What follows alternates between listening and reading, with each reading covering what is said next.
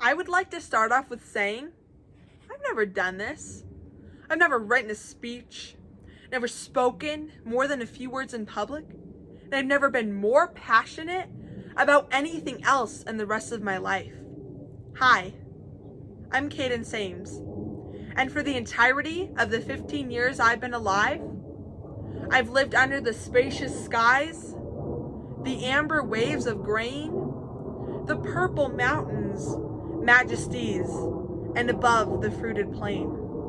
It's the place I call home. And being a sophomore in a liberal high school, I've seen the kneeling, the fists, and the complete disregard to the sacred flag of the United States of America, the symbol of freedom. When I first saw this in person, I was in my 8th grade Spanish class. I was the only middle schooler in a classroom of 30 high schoolers. I was nervous, but I was tall and quiet at the time, so no one knew how young I was. Okay, it's time. I stand, I take off my hat, I put my right hand over my heart, and I recite the Pledge of Allegiance. In Spanish, of course.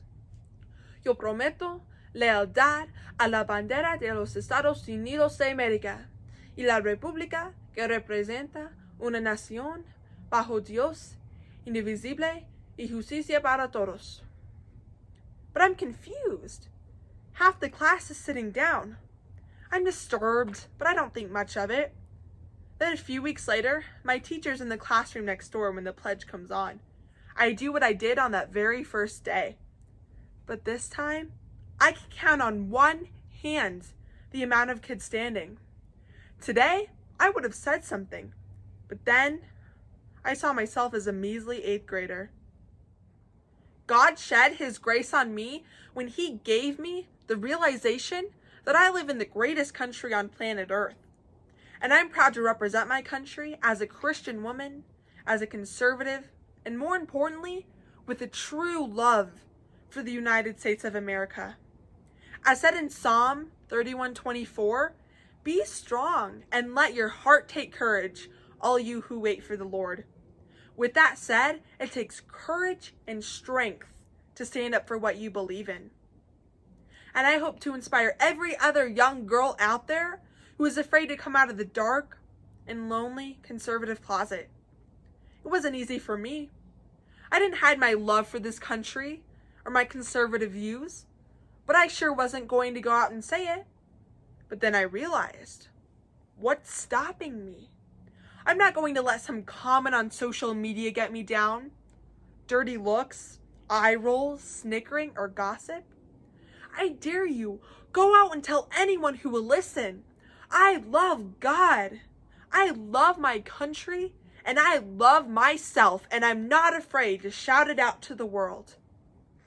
As the great Charlie Kirk once said, just because you are offended doesn't mean you are right. Remember that when people try to tell you you are wrong, or they call you racist, sexist, or homophobic because you are conservative. Do your research, find sources, and articulate yourself to prepare for an argument, or hopefully a friendly debate or conversation. I've been in these situations where I felt condemned purely for my political beliefs. In the summer after 7th grade, the first thing I did on my school trip to DC was I bought a MAGA hat and proudly wore it. It seemed fitting, but my peers didn't agree.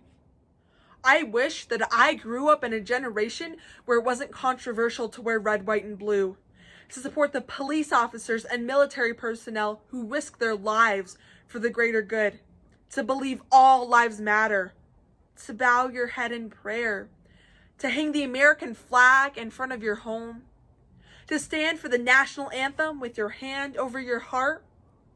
I am going to change this. As I finish high school, continue into college, get my law degree, and hopefully take public office, I want to be part of molding the most patriotic generation of America. I want my little cousins to not be afraid to sing the national anthem at the top of their lungs with their right hands glued over their hearts. I want them to believe in God, to believe in marriage, to believe they can have children and teach them to do the same. I want them to openly feel love, pain, and happiness without someone else telling them how to. I want them to be able to work for a good life in their country, in America. Recently, I've enjoyed one of the many fruits of capitalism, social media. That was where I realized I wasn't the only young, female Christian conservative out there. In a few weeks' time, I heard of Turning Point USA and Charlie Kirk. I thought, wow, there's a young man who's never even been to college, successfully starting the single largest youth conservative organization in the United States of America. I watched his videos out of curiosity and again thought, wow, he really knows what he's talking about. Guess what I did that very same day? I went on their website and I got in contact with a field representative in hopes to start my own chapter. With the immense help and dedication of the field rep, Lacey Williams, I'm already in the final stages. This has just been since June when I turned 15.